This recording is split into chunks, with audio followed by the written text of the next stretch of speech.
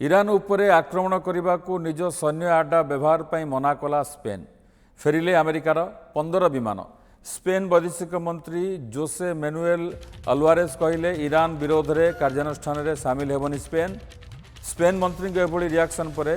Rota ଏବଂ ମୋରାନ ଏୟାରବେସ୍ରୁ ଫେରିଛି ଆମେରିକାର 15 ଯୁଦ୍ଧ ବିମାନ। विदेश नीति विशेषज्ञ कमलाकांत दास आम सहित सामिल होती फोन लाइन में। कमलाकांत बाबू जे 3 दिन होगा युद्ध एवं एपर्यंत आपड़ देखुं जो भाई मध्यप्राच्य स्थिति उपजी किंतु या भितर डोनाल्ड ट्रम्प बड़ बयान देते बर्तमान पूरा ताकत आम लगेनु आमर स्थल सेना आमर सेना हूँ सब बड़ सेना सेपटे ब्रिटेन पर असंतोष व्यक्त कर स्पेन निज मिलिटारी बेस को व्यवहार करने मना कर देछि। तो एसब भितर आप कौन देखुं प्रकृत में मध्यप्राच्य जो युद्ध बर्तमान लगी आर प्रभाव कौन आप देखुं? धन्यवाद। बर्तमान जो युद्ध लगी तो देखुचु एक प्रकार खंड प्रलय भाया चली।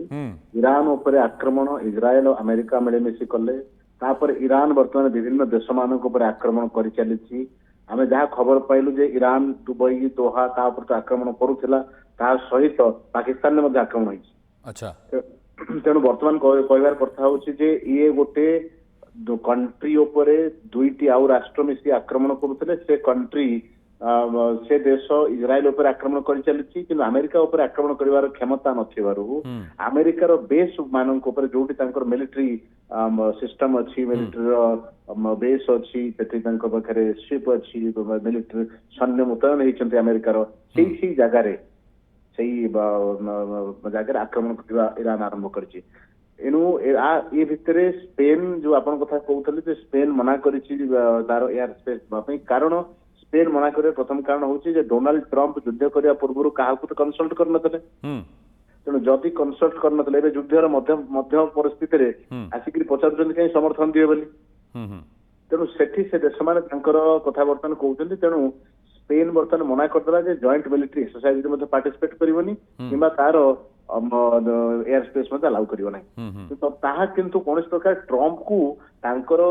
एक जितिया नीति अटकईबनी ट्रम्प बर्तमान आहरी बड़ कथा कह आरंभ कले जे मते जानी ना कौन आहरी करी तेणु सी बर्तमान कहया कथा मोर स्थल सेना आवेलेबल अच्छी दरकार जदि पड़ो आम ईरान में स्थल सेना को एंट्री कर जदिव इनिशियल पॉलिसी था जे आम स्थल सेना को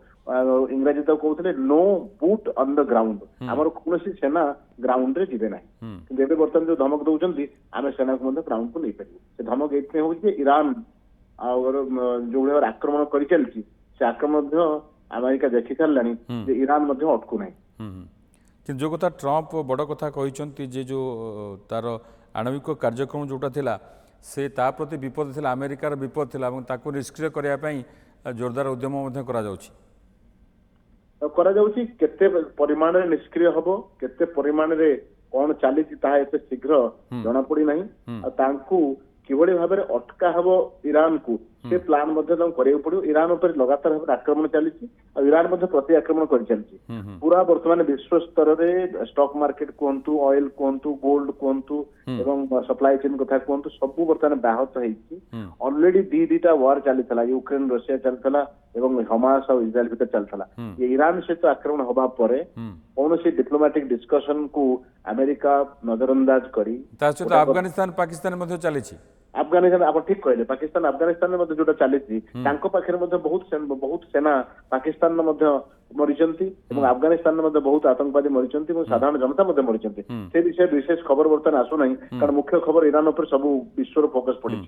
ना शेष जाना चाहिए युद्ध तो जो कथा ट्रम्प कही सारी पाखापाखि मसे पर्यटन युद्ध चलो बोली से गोटे आकलन कर तो जदि मसे पर्यटन युद्ध चलुची तो विशेषकर भारत उपर कौन प्रभाव पड़ो? प्रथम कथा हूँ देखो मसे पर्यंत युद्ध चलो कि ना से कथा एपर्यंत जना पड़ना ट्रम्प बड़ कथा कहना चाहते जे अमेरिका पाखे अस्त्र शस्त्र पैसा सब अच्छी मसे कौन जिते दिन चलने करूँ प्रथम कथा। द्वितीय कथा हूँ एत दिन पर्यंत ईरान संभाल चल पार कि चाइना और रशिया बिना समर्थन में से कथा एपर्यंत कहवा संभव नुहे। दुई तीन नंबर कथा है विश्व स्तर में सब राष्ट्र पर प्रभाव पड़ो आउ कहीं ता अछूत पड़े ना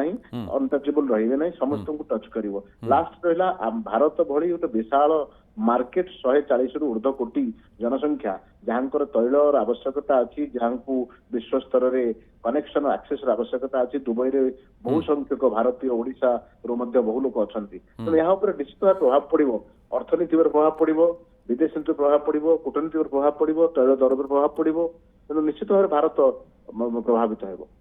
बहुत बहुत धन्यवाद आम सहित कथा विदेश नीति विशेषज्ञ कमलाकांत दास ए संपर्क अधिक कथा होते।